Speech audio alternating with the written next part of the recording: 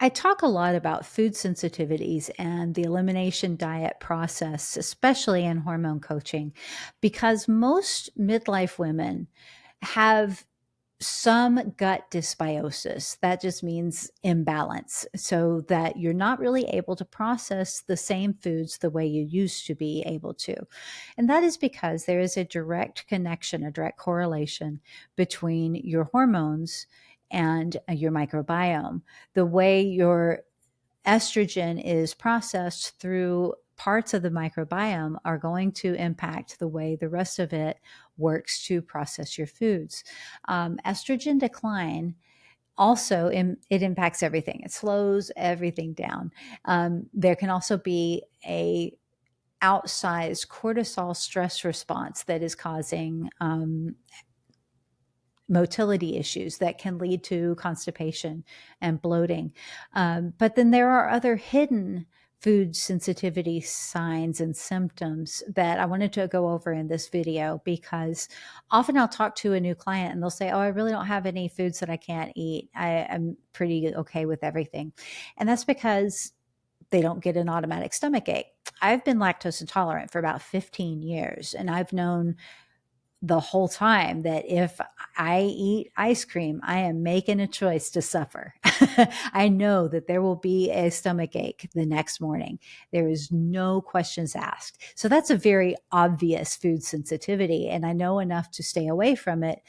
There are other things that are not so obvious that are connected to food sensitivities: headaches, joint pain, fatigue the next day, a sudden strange skin reaction, like you might have some acne outbreak, or you might have outbreak on your face or your neck along the jawline, and that can also be triggered by a food allergy or food sensitivity. Outbreaks in areas that no one else is going to see. There's also the little white bumps, the mystery bumps that show up on the backs of your arms. If you start experiencing or you are diagnosed with an autoimmune condition, that is generally a direct result from a food that is not working for you. Now, why it is and why all of these things start happening is because gut dysbiosis, when you are eating foods that don't agree with you, that you are unable to process, can cause separation in the tight junctions of the cells along the large intestine, and stuff that goes into the large intestine should stay in the large intestine. It should not go into your blood. But if those tight junctions are compromised because of swelling, then those things can escape into your blood, and then the immune system targets them as an enemy. So if you start seeing that you're having some of these symptoms, then you'll realize, oh, maybe I am eating something that isn't working well with me. So that's why we take the time to record everything that you eat and then reflect on how you feel later. And it can be all of these completely unrelated things that you start experiencing, or perhaps you start having a histamine response, meaning you get stuffy, you feel inflammation in your nose, or your eyes are watering, or your ears itch. Those are pretty common signs of a reaction, and it could be an allergic reaction to something in your environment, or it could be something you ate. Same thing with a headache. Are you having trouble sleeping? Are you I mentioned joint pain. We went to Italy a few years ago. We spent some time in Rome, and I had heard that people that couldn't eat wheat in the US could eat pasta and pizza and bread in Europe. And I was like, come on, bring on the pizza.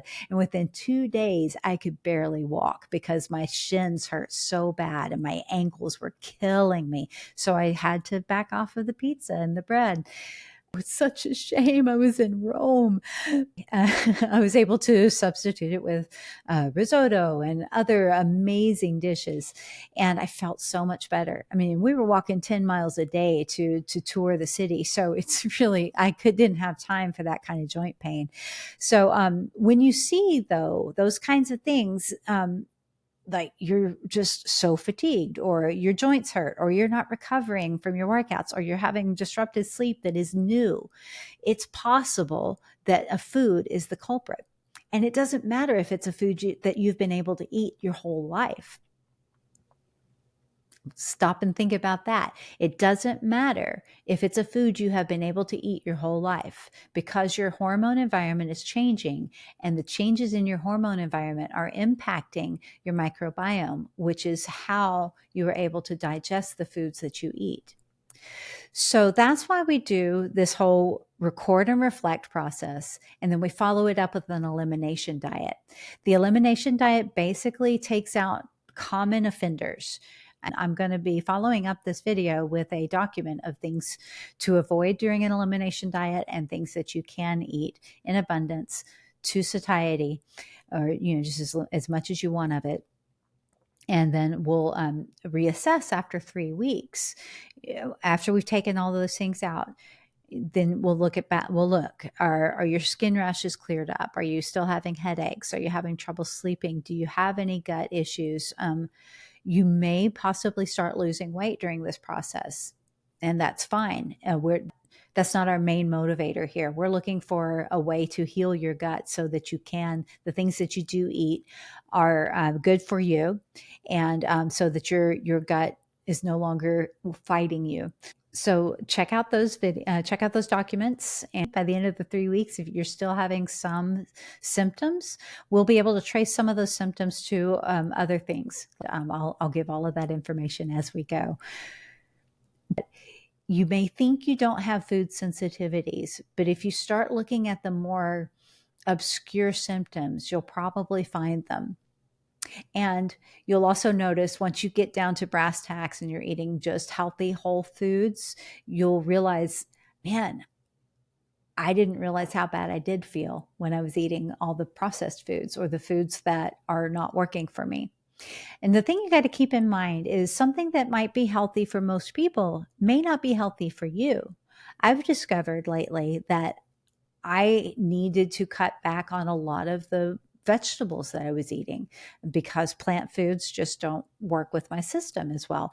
And that doesn't mean I'm cutting all vegetables out, but I did notice I was having a sensitivity to kale. I was having a sensitivity to broccoli. All of these things that are supposed to be superfoods, that are supposed to be good for you, were causing problems for me.